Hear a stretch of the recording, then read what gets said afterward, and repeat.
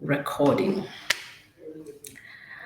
Good morning, good evening, good afternoon, good night to all our viewers and listeners, wherever you are in the world. My name is Diana Sifuna, based in Nairobi, Kenya. I am a podcaster, I am a social worker, I'm a humanitarian worker, I'm a mother, I am a daughter, I'm a sister, I'm many things. But most importantly, I am a woman and I am a girl. This is an urgent call to end femicide in Kenya. Since the start of the year, we have been watching news and getting reports about so many young women and older women being murdered in the hands of their sexual partners, people they have been in contact with, fellow adults, in gruesome murders, and this has to stop. I'm here to maybe help demystify some of the terminologies that we are hearing. I'm here to correct some legislators who are getting it wrong, blaming the victim. I'm here to call out legislator for linking what is considered socialite status, socialite lifestyle, to femicide. Do you know what femicide is? Allow me to define what femicide is. Femicide refers to the intentional killing of women, often by someone close to them, simply because they're women. Because if it was a man, the murder would not have happened, the homicide would not have happened. And thereby, we're calling it femicide, and that's what that is. Allow me to share some conversations that I'm having with people on the social media that has actually urged me to get here, to get 5 minutes of my busy schedule to discuss this matter and put an end to what is misunderstanding of why the young women and older women have died in the hands of the people that they entrusted their time, being, and presence with, only to end up dead. When I shared a snippet of what one of the legislators mentioned, where I've just mentioned what she said she linked socialite lifestyle to femicide, and this is the assumption that many of the young women that looked for sexual partners using the social media platforms, the dating sites, and so on and so forth, deserved to end up dead because they were looking for some sort of status. It's so misleading. A comment I received in my inbox said she might have been right, but at the wrong time, madam. And I responded and I said, actually not. Because how do people meet, date, and marry? Let's be realistic. We are so detached from the reality of femicide that we think it would never happen to us. You think it's deserving to happen to other people of maybe probably other social economic status, so dissociated that you cannot see your little sister going off to meet somebody they met on Facebook because you think that they meet them in churches.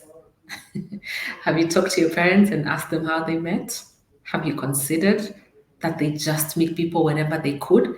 And in our current world nowadays, we spend so much of our time on social media. A university student, you want to assume that she was going looking for pocket money or pocket change. Have you considered a kinder version of her story? Have you even paused to think about what her parents are going through? Her head is missing. Have you thought about her siblings, her friends? What must they be going through at the moment? It's not the wrong time. It's just a very insensitive statement that has been made without compassion. Such an intolerant statement that seems to generalize a crisis, a pandemic that is becoming in Kenya. The hatred towards women who are getting to socialize and living their lives should not be a justification for them to be killed. And this is just part of the response I gave that commentary I received. How about the legislators put stricter laws for foreigners and locals to ensure that no one is in danger of being killed?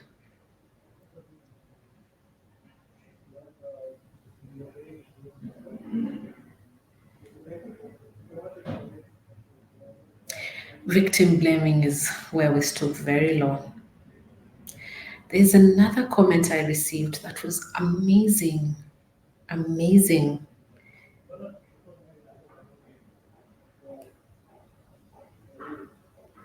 And it went into great detail. And just allow me to read it because I think we need to demystify. People look at what the legislator said, and because she's female, they assume that, a woman calling this out must know what she's talking about. It is assumed that because a woman has said it, then, yeah, the young girls deserved such a gruesome end to their lives, that their families deserved such trauma.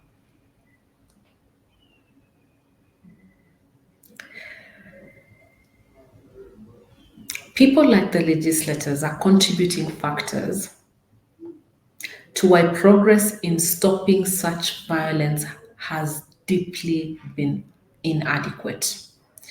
Femicide is a universal problem.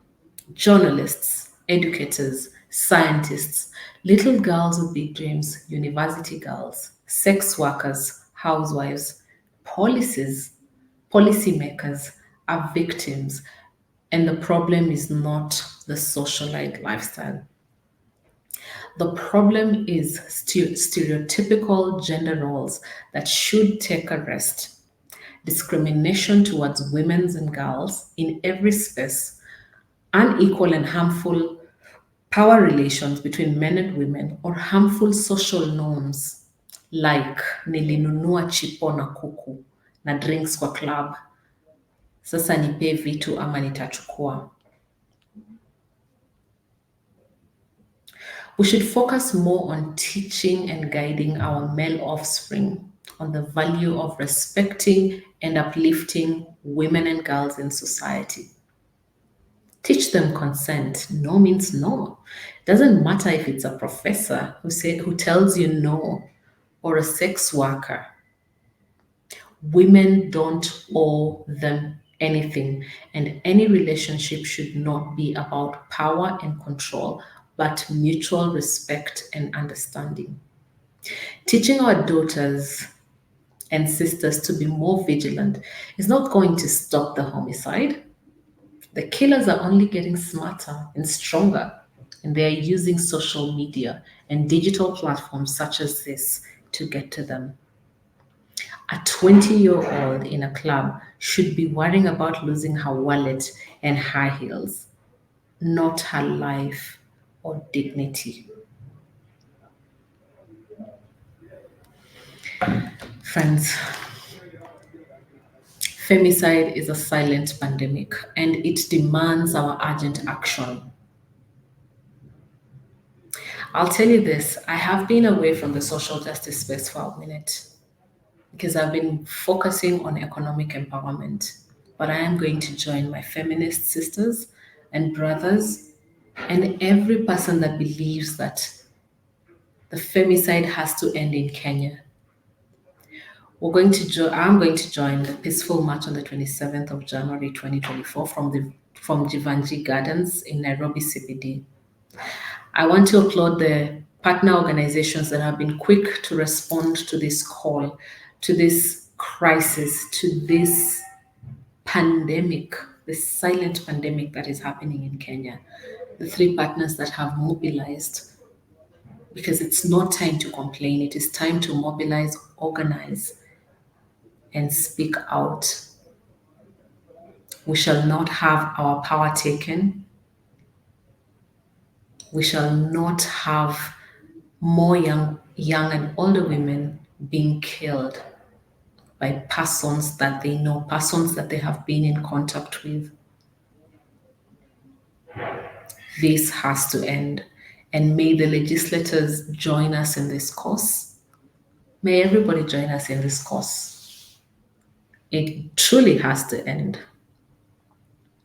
Thanks for taking this few minutes of your time to listen to the podcast. It's not a full episode, but it's just a snippet of what's going on in Kenya. It has to end. I had to add my voice to it. It is not right.